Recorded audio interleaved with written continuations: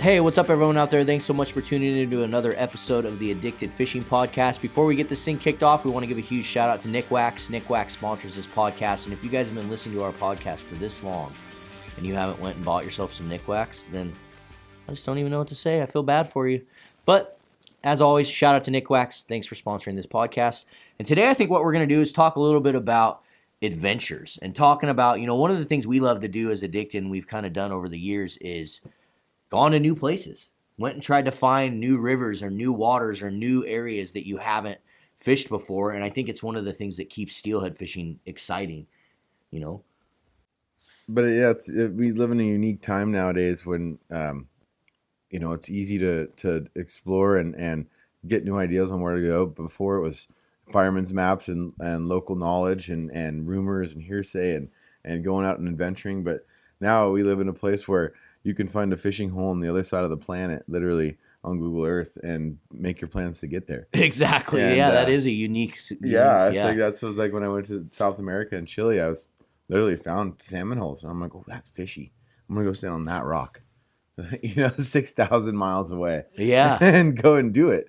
And so I think it's kind of what inspires the steelhead fisherman mentality that a lot of us have is being able to utilize those certain tools and go and explore like that. Well, when you think about those guys before us, dude, you gotta have a lot of respect for those dudes before, the internet, being able to research and being able to use Google Earth. And I mean, that was a totally different time back then. And it's, it's the flow of information so much easily spread now. We're a bunch of sissies now. Yeah, I guess you could say that. Good thing they had the advantage of the fact that a lot of those rivers were open and a lot more fish. Exactly. So, some of these guys, you hear the old boys, they're like, why would you work that hard? Yeah, exactly. Some of the OGs are like, oh yeah, I caught all these 20-pound steelhead on rivers you can't even fish anymore. Yep. And it's like, so they probably had a little bit more of a target-rich environment. But the other thing too is, like what we put out is the guys can go on YouTube and watch videos and watch stuff that other groups are doing and people are doing and just doing it for fun and just doing it for cool and just get inspired to go,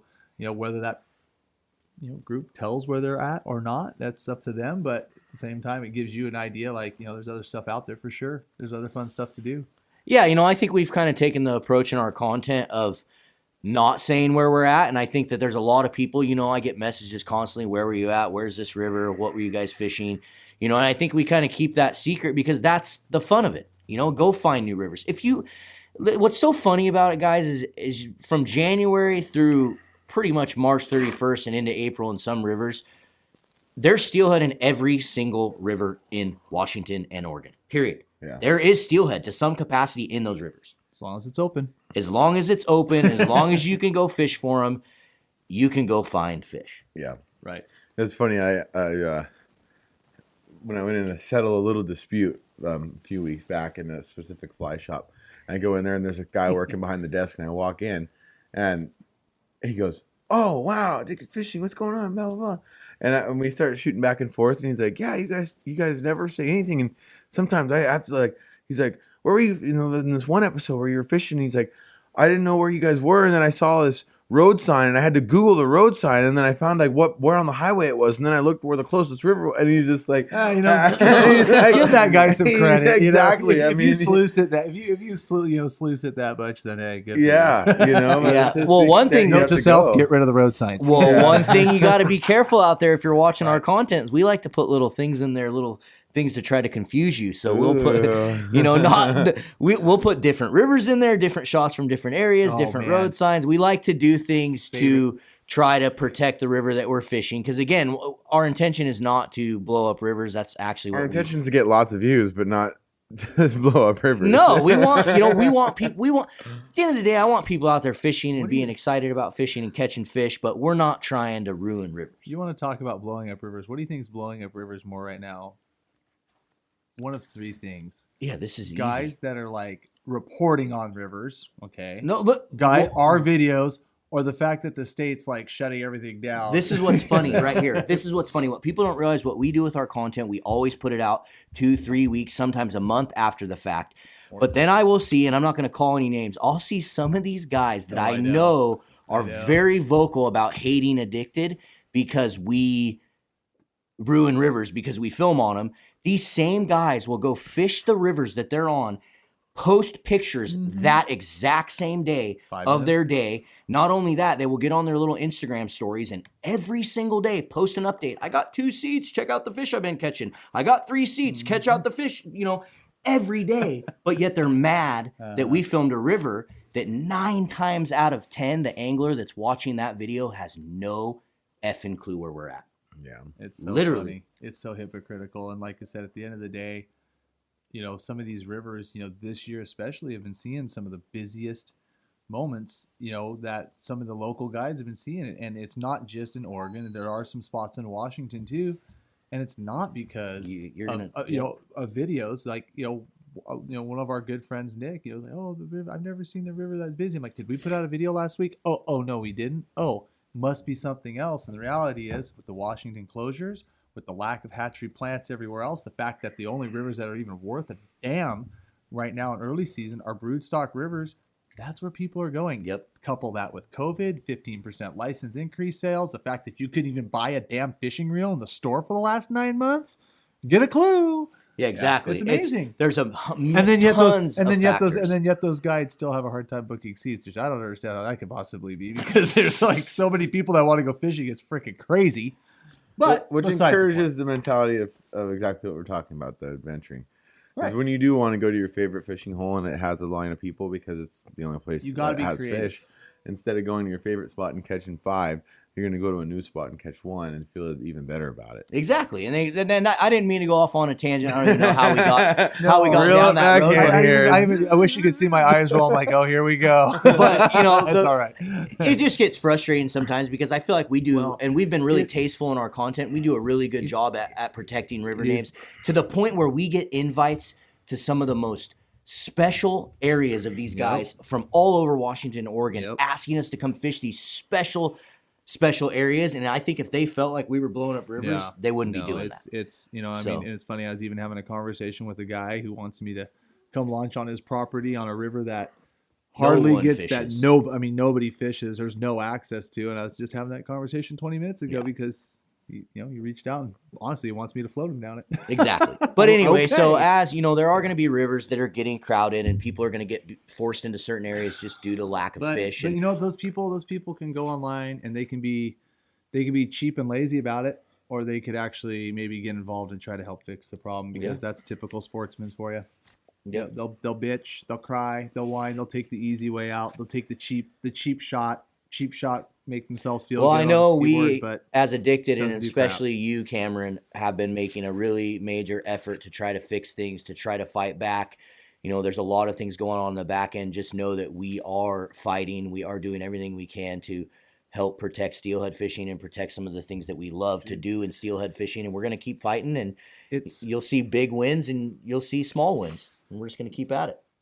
Keep the grind. It's so bad right now, guys. And we talk about adventuring and stuff. Well, a lot of people are adventuring to Oregon. It's so bad that some of the wild fish groups are claiming right now that you should only catch 1 fish and be done, because there's going to be an influx of people going down to the broodstock rivers, which they caused.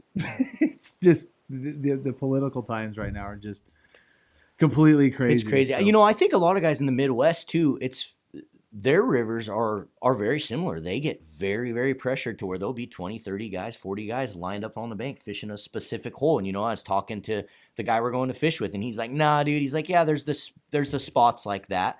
But he's like, then there's the spots you go adventure to. You go to these spots that a lot of people don't go to.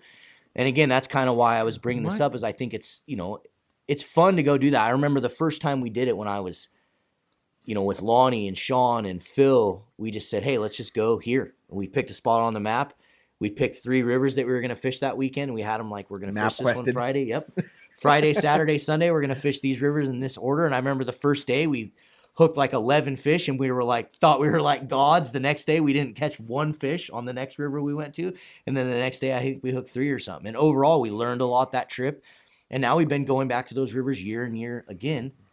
Every year now we'll go back at least once or twice and have fun on that river. If you're an adventurer and you're doing this kind of stuff, a lot of steelheaders too, when they begin, they learn how to fish a spot. They learn, they get comfortable there, and they just keep going to the X. They keep going to the X, and then a bunch of people show up on the X. A bunch of it gets busy, and so you need to learn how to fish, and the challenge of going somewhere else and basically seeing if you can put all the pieces together, seeing if you can put the puzzle together. I mean, a lot like what we were doing just this last weekend. I mean, just trying to like figure out what the best technique is, figuring out where the fish are holding with those conditions on that river. And there's just so many variables, and going, and then, you know, if you find success, then it's awesome. Listen to your guide. Yeah, listen to your guide. If you don't find success, you know, then you've at least learned something, and now you're going to want it even more. Yeah, so it's funny, you have a fishing guide like Cameron Black in the boat who a lot of times is probably telling his clients what they need to be fishing, and I'm sure there's going to be days where you have guys that don't want to listen to you because they brought their stuff or whatever, and they want to fish with their rods. I have no idea. I don't let them do it. Cam doesn't let them. But regardless, so we bring our own stuff. We're on an adventure this weekend. We're going to fish a river we haven't fished in a really long time and just go have some fun with a fishing guide that we love, Robert Kratzer. And the whole first day, you know, me and Cam are kind of sticking to our program, fishing our worms. I was running spoons a little bit. You know, and all day, Kratzer kept telling me, like, at first he pulls this jig out and he's like, yeah, this jig, he's like, this thing's just catches fish. He's like, no matter what, when you throw this thing out, it gets a fish. And he, you know, he's showing it to me. I'm like, oh yeah, those look cool, man. And of course I have my rabbit fur jig on there, my, you know, the sink it jig on mine. And so we keep going down the thing. And the next thing I know, I turn around and I look at my rod where I had my sink it jig, and he had cut it off and tied his jig on my rod. And I think he was like, you know, telling me to fish that thing without telling me to fish it, you know? You think? And he was just checking his bases because we were struggling. We're floating down. We're continuing to float down. And he kept saying, like, I remember we'd get to holes and he'd be like, what do you want to fish? And I'd grab my worm rod. What do you want to fish? And I'd grab my worm rod. And I remember we finally get to, like, I don't know, it's the second to the last hole or whatever. He's like, oh, let's just throw this jig out there and start fishing this jig. You know, he tells me to fish that jig. Well, then the next day, we end up fishing that jig a lot. And it ends up basically accounting for a lot of our fish. But back it up. Do you think, like, you know, you want to talk about adventuring, going places, but I don't think it also was the jig. You know, you and I, we had a very tough time fishing fixed floats presentations. I think that was part of it, but we did not fish a jig the first day. Barely at all. Barely at all. And truth be told, but, you know, he was getting reports that there was some fish being caught on worms, but the water was really, really clear. I mean, it was 8 to 10 foot of Viz. Well, and if we're talking about adventuring, no, you know, it's kind of a side note. Considering this situation that you guys were in, you had somebody guiding you, and you had local knowledge there with you. But when I'm adventuring and I'm looking for a new river, I really try to stick to my guns, though, just like you did. No, I don't think that's a bad mistake. Yeah. And I tell people all the time, I've said it at seminars, I've said it on the live feeds, blah, blah, blah. There's no gimmicks in steelhead fishing. There's certain things that work best in certain kind of water, but every single thing on the shelf will catch a fish. That's why they sell it, and as long as you can get it in front of them. But sticking with that, sticking with your worm, or keeping your favorite jig, even though people say, "Oh, that color doesn't work here," or making sure you're throwing a spinner, even though you're fishing a 15-foot deep slow pool, or you know what I mean. Sticking with your guns will elevate your experience, and it's going to allow you to catch the fish that you should catch instead of chasing your tail, going somewhere else, and somebody being like, oh yeah, I only bobber dog worms on this river. Yeah. And you're like, well, I've never bobber dog wormed before. I'm going to fish my float in a worm, and I'm going to get it in front of some fish if they're there, and I'm going to get them. But you really chase your tail by going to places and second guessing yourself. Confidence is key. Yeah. No, you're right, 100%. I stuck with red haze worm all day. You do have to match the conditions though a little bit too. And I think like some of the, I mean, you know, it was obviously real tough fishing. And I think even with our fixed floats, we were probably fishing, 70% of the time? I mean, we were not. Yeah, I don't feel like we were super efficient. We switched to sliding floats the next day. But to your credit and our, you know, I think our credit just as a group of anglers, we were also told that worms wouldn't work in Alaska. So I'll just throw that out there real fast. Well, and we stuck to our guns, and boy, did we film a movie. We filmed a movie on it. So there you go. Well, at the same rate, I mean, I think all of us, maybe not so much Marlin, but you know, again, kind of a side note here. Talk about the progression of fishing, and you know, tonight's live feed we're talking about the Midwest fishing versus West Coast, and a lot of people say they don't think certain things work certain places anywhere in the world. And I tell you what, 5 years ago, I would have not grabbed a pink body with a purple tail worm and been like, this is going to get him. I mean, I would have never. Nobody even made him, for crying out loud. they didn't even exist, and because nobody thought it would work like that. And now look, and it's like all we fish. How about every steelhead angler in the Northwest? And I don't care who you are. Nobody's fishing beads like they do now. 10 years ago. No, I used to sit back when we first kind of got caught on 5 years ago or so. Sorry, I used to wait for the whole river to clear out. I'd like sit in one hole for hours and watch everybody walk back, and we'd float down and catch. Exactly, really, it didn't. And now it sure as heck wasn't using 14 or 20 mils. No, you know what I mean. No. Like it's just a progression. Yeah, I mean there was definitely guys doing it. I mean, it's been going on. People that's what I. But it wasn't popular like it is now. No, and the guys that are claiming it, they weren't doing it. Sorry. Yeah, but kind of adds to that adventure. Using your imagination, I think, is what makes fishing fun. And plotting a course, formulating a plan, and maybe not sticking to it all the time. It's kind of what it's all about. Me and Cameron got to go on a little adventure a couple weeks ago, and it's so refreshing to just go walk up the river and go around the next bend and not really know what was going to be there, and go around the next bend and not really, you know what I mean, and just like, oh, that's fishy, fish there, and I would my favorite part, dude. I mean, some of my best memories are doing that. Yeah. And it's hard, it's easy to get away from, but as a beginner angler or somebody getting into it, I think you should thrive on it, and doing that research. And we're lucky enough to live in a place where we have close to 15 rivers within an hour to explore on, and miles of those rivers, but then sometimes we still choose to drive 4 hours away and go check out another location, you know what I mean? But that's what the steelhead fishing is all about. You don't necessarily get to do that with salmon. Or anything else. Like the steelhead themselves kind of pull you out of your realm and take you to places that you normally had no real business being. So I think you could. I think you definitely could do it with salmon. I just don't think we'd love to chase them as much as we do steelhead. Yeah, a lot of different conditions too.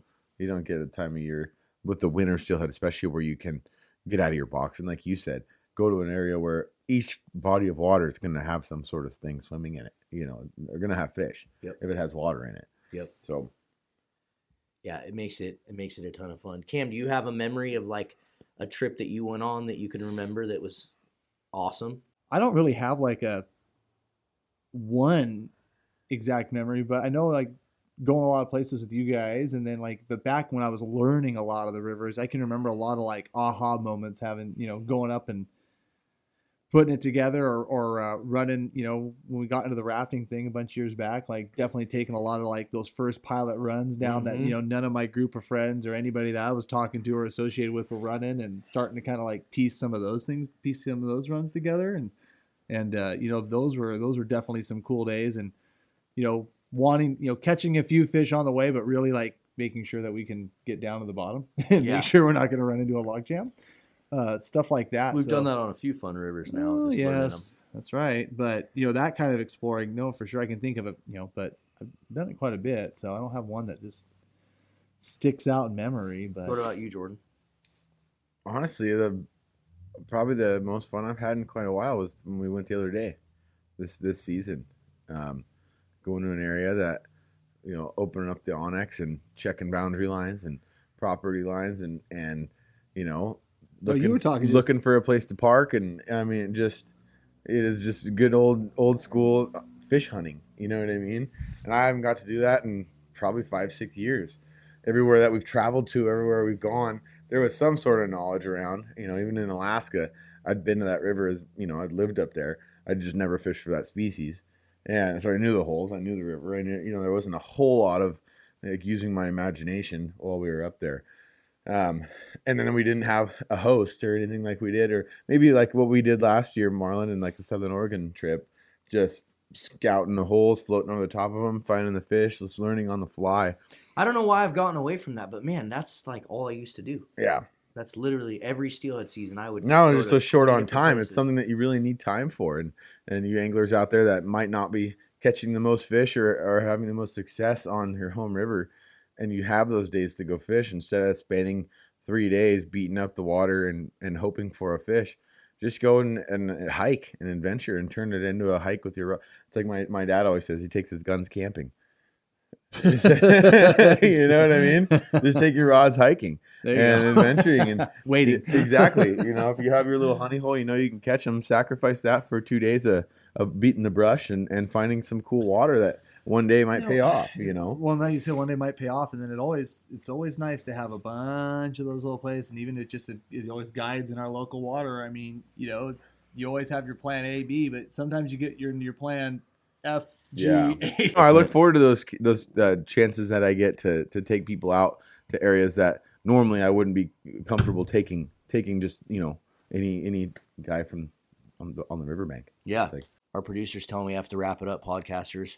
He's telling me that I'm running out of time. Should we listen to him or should we just keep talking? What do you think, Cam? I think we're just going to keep talking. So, how's life? No, we can't. Sorry, guys. We got to go to live feed. But hopefully you guys liked this discussion tonight. I think it was a pretty good one. It was a lot of fun talking about adventuring. We got off on a couple little river name rants. And I think the listeners out there enjoy that. It was when we get the most comments, you guys. When we have rants. You guys. Yeah, be sure to comment below or look if you guys are listening to this just on the podcast.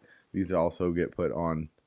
iTunes. Yeah, iTunes, Google Play. We don't put them on YouTube. We're working on a members only section on YouTube, so stay tuned with that. We're going to be launching it very, very soon. It'll have exclusive content, exclusive stuff on our YouTube channel. So be on the lookout for that. But thanks again so much for tuning in. Don't forget, leave us a review on Apple Podcasts if you're over there. Please do me a huge favor and do that. Thanks so much for listening. We'll see you on the river. Laters.